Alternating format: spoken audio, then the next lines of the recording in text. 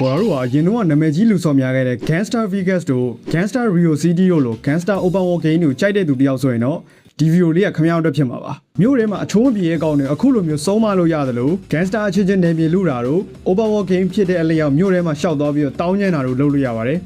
ရဲတွေလိုက်လာရင်တော့ဘေးကျော်အောင်ထွက်ပြေးဖို့တော့မမေ့နဲ့ပေါ့ဗျာနောက်ပြီးတော့ကိုယ့်ရဲ့ character ကိုနှစ်ဖူးအစခြေမအစုံတက်တူးအစစိတ်ကြိတ် customize လုပ်လို့ရမှာဖြစ်ပြီးတော့ဒီ game ထဲမှာပါဝင်တဲ့အဝတ်စား design တွေ gun design တွေကိုကြည့်ရတာလေဟိုအရင်ကထွက်ခဲ့တဲ့ Gangster Vegas ကိုသတိရစေရဗျာ game ကိုတော့ Brooklyn ဆိုတဲ့မြို့မှာ setting ချထားပြီးတော့ player ကဘာမှမရှိသေးတဲ့တောသားလေးဘဝကနေမြို့ကိုတလွန်ချင်းစီတိမ်းပြီးတော့အာနာပါဝါရှိတဲ့ Gangster တယောက်ဖြစ်လာအောင်ဆော့ရမှာပါမြေပုံထဲမှာကြည့်မယ်ဆိုရင်လည်း mini game လေးတွေနဲ့ side mission တွေအများကြီးပါဝင်လာတာကိုတွေ့ရအောင်ပါဥပမာ food delivery ပို့တာတို့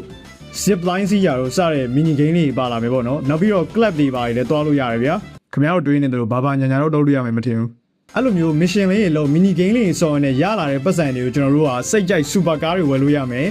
လက်နဲ့အသက်တွေဝယ်လို့ရမယ်ပေါ့နော်ကားတွေကလည်းကျွန်တော်ကြည့်သလောက်ဆိုတော်တော်လေးကိုစုံပြီးတော့မိုက်တယ်လို့ပြောလို့ရတယ်ဗျနောက်ထပ်ဒီ game ထဲမှာအမိုက်ဆုံးတစ်ချက်ကတော့ကိုယ့်ရဲ့တငယ်ချင်းတွေနဲ့အတူတူဆော့လို့ရတာပါပြောမယ်ဆိုရင်တော့သူတို့နဲ့အတူတူဘန်ဖောက်တာတို့ဓမြတိုက်တာတို့နေမြေသိမ်းတာတို့လုပ်လို့ရတယ်ပေါ့နော်ပြီးတော့ဒီ game ထဲမှာ PVP လဲဆော့လို့ရပါတယ်ဆိုတော့ဒီ game လေးရဲ့နာမည်ကတော့ Gangster Mirror City ပဲဖြစ်ပါတယ်အခုဆိုရင်တော့ pre-register တင်ထားလို့ရပြီဖြစ်ပြီးတော့ August လ20ရက်နေ့မှာ Android ကို iOS မှာပါ free to play အနေနဲ့တရားဝင်ထွက်ရှိလာတော့မှာပါမြန်မာနိုင်ငံအနေနဲ့ pre-register လုပ်မယ်ဆိုရင်လည်းကို Smart Online ကမြန်မာကိုစားပြုအနေနဲ့ပါဝင်လာတာမလို့သူ့ကို vote ပေးကြဖို့လည်းတောင်းဆိုချင်ပါတယ်အဲ့အကြောင်းနဲ့ပတ်သက်ပြီးတော့သူ့ရဲ့ channel မှာ video အသေးစိတ်တင်ထားတယ်ပေါ့နော်အဲ့မှာလည်းတော့ကြည့်လို့ရပါတယ်ပြီးတော့ pre-register လုပ်ဖို့အတွက်လည်း link ကိုကျွန်တော် comment မှာချပေးထားပါပဲနောက်ပြီးတော့ vote ပေးတဲ့အခါကျရင်လည်း email Google Facebook နဲ့ Living Infinite account login ဝင်ပြီးတော့ vote ပေးလို့ရမှာပါ